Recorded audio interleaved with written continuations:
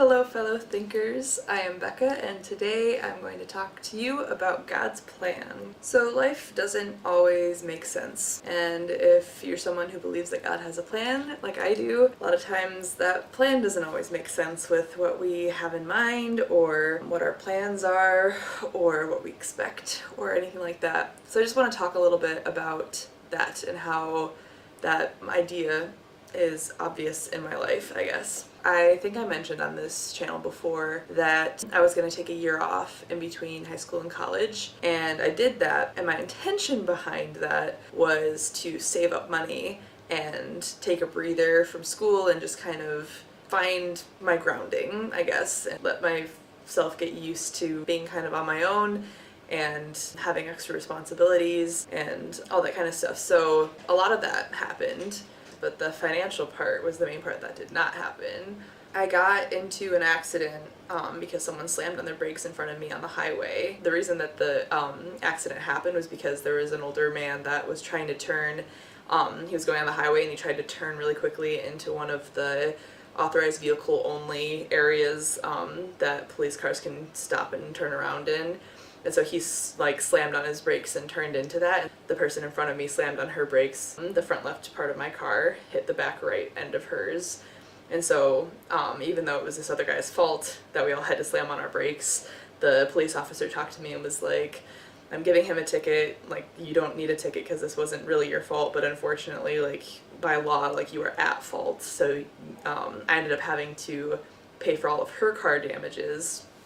So that like set me back a little bit, and I was like, okay, I can still earn like more money. And then before I even got a chance to get my car fixed, I was visiting friends at college, and I was heading back home, and I was on the highway, and it was a big highway, so there were 3 lanes, and I was in the middle lane, and all of a sudden my front left tire went out, and so I got a flat tire, and there was a bunch of traffic going alongside me, and so I slammed on my brakes, found a spot in between 2 cars to get over and get to the shoulder, and I don't even know, I literally looked at it and was like, how did this happen? Because I stopped, the car stopped, and I went to start it up again just so that I could at least move it a little bit further away from the road, even if the wheel was going to be all messed up, but the car literally didn't start or react or anything, and I went to hit the panic lights or whatever, and that wasn't working, and I realized that none of the electricity in the car was working. I was like, what just happened? So I got out of the car and I looked at it, and what had happened, someone explained this to me later, but when the wheel pops, the wheel will separate into, there's flaps, there's different parts that break apart, and then there's flaps that collect the parts that break apart. I don't even know, but somehow that ended up catching on to a bunch of wires that were in the front part of the car and ripped them out, which meant that nothing in the car worked whatsoever. So the tire was literally just wrapped in wires, a lot, and I probably even have a picture of it, but it was just crazy. It was like, how did this happen? So I ended up getting someone, I had to get it towed, and when it was time to get it fixed or to get an estimate on it, it ended up costing more than what the car was worth, so I totaled it, and it was just crazy. So I'd already paid for someone else's car damages that weren't necessarily my fault, and then now I had to get a new car, and I ended up getting the exact same vehicle. I have a gray minivan, and I got another gray minivan that was a little bit older than the other one, having to buy a new car, and I paid for it in cash because I had the money and I didn't want to be in debt or anything. So that just set me back a lot more than I had planned for that year. I was hoping to at least gain a couple $1,000s, and I think that car ended up being the new one that I got was over $3,000. I forget how much exactly it was. I talked them down in price a little bit, but then that car ended up having more problems that I needed to invest into, and it was just, it was frustrating. But I'm realizing, looking back on that, because some people might look at that and be like, oh, well, taking a year off was pointless then, but it really wasn't. There was a lot that I got out of taking a year off. I nannied for a year, and that was fantastic, and that was the most, not stress-free, because anyone who's a parent knows that watching children can be stressful, but it was the most like rewarding job that I could have had. And doing it for a year was just, it was fantastic. And the people that I worked for were fantastic too. So there was a lot of good that came out of it. And even though I ended up with less money at the end of the year than I started out with, I still decided to go to college, and that's just where I felt like God was calling me.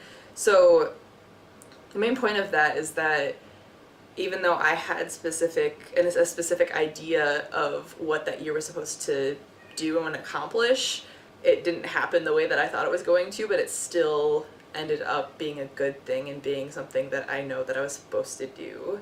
So that's just an example of a time when God knew what was going to happen, even when what I thought what I was going to accomplish didn't happen.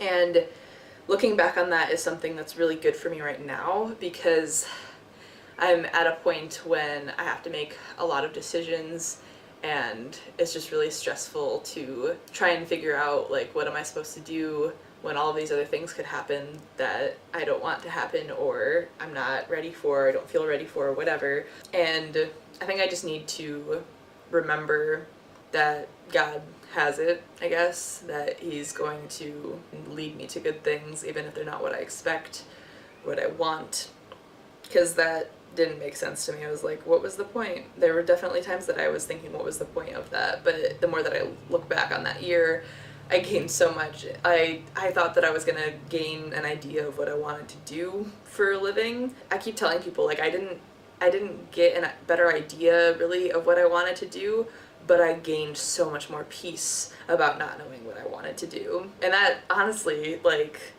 if you can have peace about not knowing your future, that is the best place that you can be in, I think, because if you're trusting that God's gonna take care of it, then it's a lot easier for him to work in your life and take over things and communicate to you, like, this is what I want from you. So right now I'm at a point when I have a lot, because I had 12 credits going into college already, so really taking a year off only kind of put me a semester behind instead of a full year behind, which is really nice. But I had 12 credits coming in, so I already had gen eds out of the way in some ways, not all of them obviously. And our college makes us like sign up for classes for next fall. We're already signing up for classes. Like, I think next week, I have to sign up for classes. And because I have so many gen eds out of the way, it's to a point where I need to start taking classes that are going to work towards a major. Otherwise, I'm going to have to stay in college longer. And it's a stressful process when it's not even that I have a lack of what I don't know what I want to do. It's that I have so many ideas of what I want to do, and narrowing that down is very difficult because God has given me so many passions about so many things. Like, I really am really drawn to theology and theology classes, and I feel like part of me already knows that that's what I'm going to major in, but I just have to convince myself of it or trust that that's what needs to happen.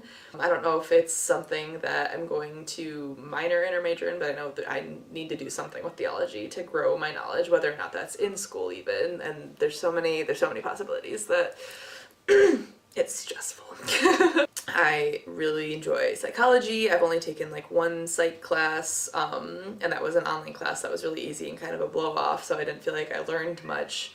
But interacting with people and learning about psychology in that way is such a big part of like how my mind works. And I love art and I love music. I'm hoping that I get into this class, but there's a studio recording class next semester, like next fall, that I really want to take that would help me make more YouTube videos at the very least, and record my own music and be able to edit it and know how to instead of just teaching myself, which I do for a lot of things. I also really like Spanish. I really enjoy learning about different mindsets and different concepts. It's not a problem of like, there's nothing that I could do with this. It's a problem of which one of these things do I need to focus on and prioritize, and which of these things I can still incorporate in my life later on, but it just kind of needs to be like my own, like I need to do it on my own instead of like being able to learn. And I feel like I'm letting those other passions down inside of me if I don't take classes on them, because then it's like, oh, you're missing out on this opportunity to learn more like in this class. Like, you have classes that you can take. And it's just, oh, I'm so passionate about so many things. And the other thing is like natural health stuff, but it's a whole mindset of supporting your body and working with it instead of against it, and that's been a part of my life for a long time. So basically, I just have a lot of passions and I really want to help people, and I want to help people with their physical health, with their mental health, with their spiritual health and emotional health, and I'm fascinated about learning more about that kind of stuff, and I love expressing those ideas through music and art, and it's just a lot to try and like narrow down. So that's my current like dilemma in life, and it's frustrating and it requires a lot of patience. The main point of all this is that God has been telling me that I need to be present and I need to listen to what he wants of me right now. And if that's to start researching one of those fields more, I need to do that. If it's just to not worry about it and not get anxious about it and go to adoration and just listen to other things that he wants to tell me about steps that I need to take in my life right now, that's what I need to do.